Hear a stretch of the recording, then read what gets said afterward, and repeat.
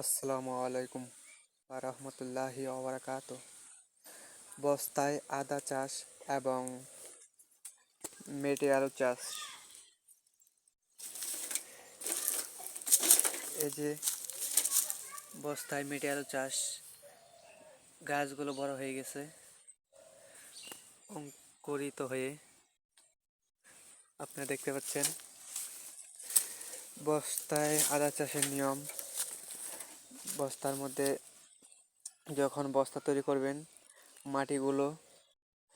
মাটি, গোবর, ছাই, রাসায়নিক সার এবং বেশ কয়েকটি উপাদান দিয়ে মাটি তৈরি করতে হবে। তারপর পরিমাপ মতো বস্তায় মাটি ভরাট করে কিছুদিন রেখে দিতে হবে।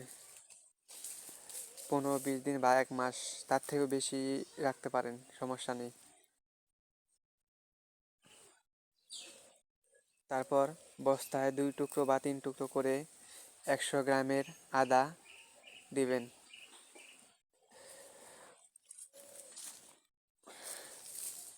এই আদায় আবার 2-3 মাস পরে পিলায় তুলতে পারবেন। এই পুরানা বীজটা আপনারা উঠিয়ে নিয়ে বিক্রি করতে পারবেন বা আপনারা নিজেদের প্রয়োজনে খেতে পারবেন। আর বস্তায় আমি এবার নতুন চাষ করেছি, দেখা যাক কতটুকু হয়। লোক মুখে শোনা যায় প্রায় 2 কেজি থেকে 1.5 কেজি পর্যন্ত আদা হয়। বাজারে প্রতি কেজি আদার দাম এখন পাইকারি দর 200 থেকে 300 টাকা কেজি।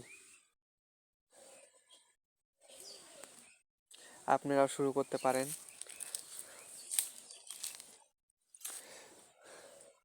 আমার বীজগুলো তৈরি করা হয়েছিল ঘরের মধ্যে, কিছুদিন বালুর মধ্যে রেখে, বালু দিয়ে ঢাকা দিয়ে তারপরে বীজগুলো অঙ্কুরোদ্গমন করা হয়েছিল। এখন আরও আদাগুলো গজাইতে কিছুদিন, 8-10 দিন সময় লাগবে। এখনো আকাশে বৃষ্টি হয় না বা হয়নি। বৈশাখ মাস আসছে, অনেক দিন হয়েছে, আজ পর্যন্ত এখনো বৃষ্টি হয়নি।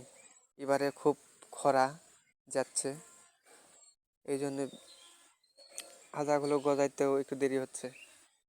ইনশাল্লাহ খুব শীঘ্রই গাজাবে আদার বীজ। আপনারা দোয়া করবেন যেন আমার মনের মনোবাসনা পূরণ হয় এবং এটির মাধ্যমে একটি উদ্যোক্তার জীবনকে গড়ে তুলতে পারি।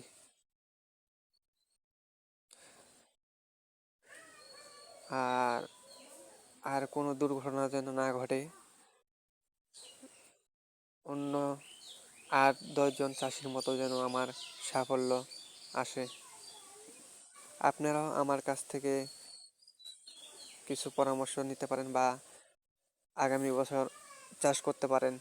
দেখা যাক আমার কি পরিমাণে আদা হয়। আমি 170টার মতো আদার বস্তা তৈরি করে আদা রোপণ করেছি এবং মাটিতেও কিছু পরিমাণে, ওই যে দেখতে পাচ্ছেন ওইখানে কেঞ্চি দিয়ে ঘেরা দেওয়া মাটিতে তৈরি করা হয়েছে। ওইগুলো গজাবে আরও 8-10 দিন পর।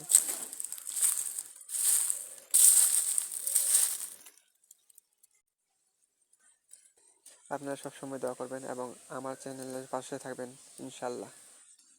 আসসালামু আলাইকুম।